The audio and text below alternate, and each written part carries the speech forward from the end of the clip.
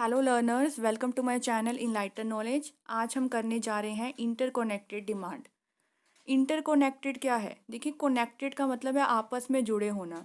यही है इंटरकोनेक्टेड, मतलब ऐसी डिमांड है जो दूसरे पे निर्भर करती है, which depends on the another demand for another commodity. For example, इसमें एग्जांपल्स हो सकती हैं ज्वाइंट या फिर कॉम्प्लीमेंट्री डिमांड हो गया, कॉम्पोजिट, डायरेक्ट, डिराइव डिमांड या फिर कॉम्पिटिटिव डिमांड। इसकी डेफिनेशन पढ़ लेते हैं। When demand for a commodity depends on the demand for another commodity. जब हमारी एक कॉमोडिटी की डिमांड दूसरी कॉमोडिटी की डिमांड पर निर्भर करती है तो उसको हम लोग इंटरकोनेक्टेड डिमांड कहते हैं।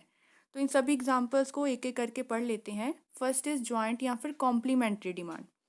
लाइक कॉम्प्लीमेंट्री गुड्स वो होते हैं जो क्या है, एक डिमांड को, एक पूरी डिमांड को पूरा करती है। फॉर एग्जाम्पल, हम लोग कह सकते हैं कि एक के बिना दूसरा अधूरा है। For like pen and ink हो गया, कुछ भी ले सकते हो, कैमरा या फिल्म हो गया।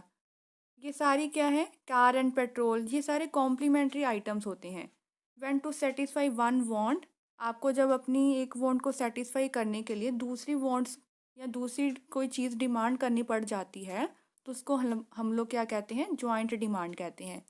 लाइक आपको स्नैप खींचनी है तो आपको कैमरा एंड फिल्म चाहिए, जो पहले आप लोग यूज़ करते थे। कैमरा में फिल्म डाल के स्नैप खींची जाती थी। लेटर लिखना है तो क्या है, पेन, पेपर, इंक चाहिए। ये क्या चीज़ें हैं, ये आपकी जॉइंट डिमांड है। एक चीज़ की डिमांड को पूरा करने के लिए आपको दूसरी चीज़ों की डिमांड भी करनी पड़ रही है।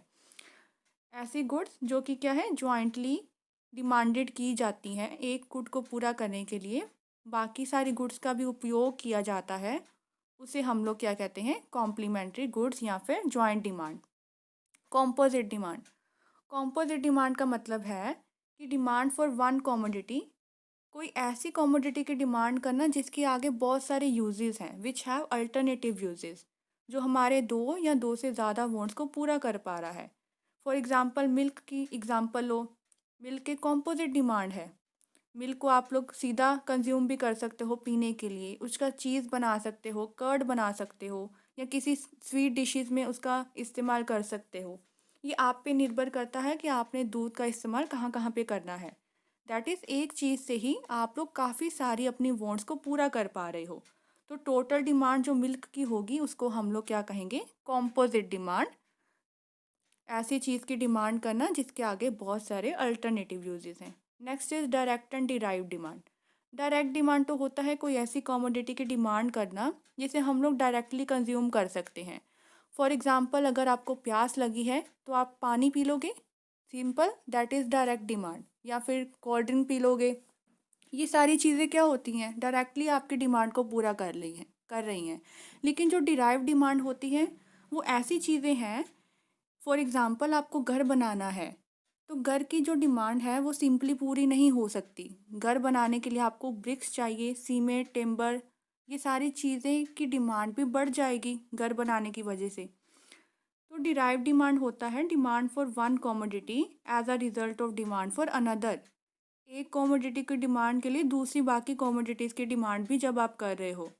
हाउस की डिमांड की आप लोगों ने, लेकिन हाउस डायरेक्टली कंज्यूम या डायरेक्ट कंजप्शन नहीं है।